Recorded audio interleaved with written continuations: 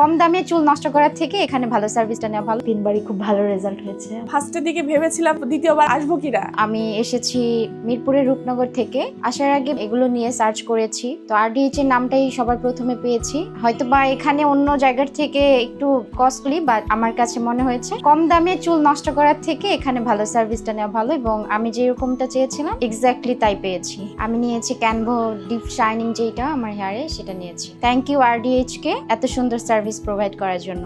আমি হেয়ারে নিয়েছি লরিয়াল এক্সটেনসো।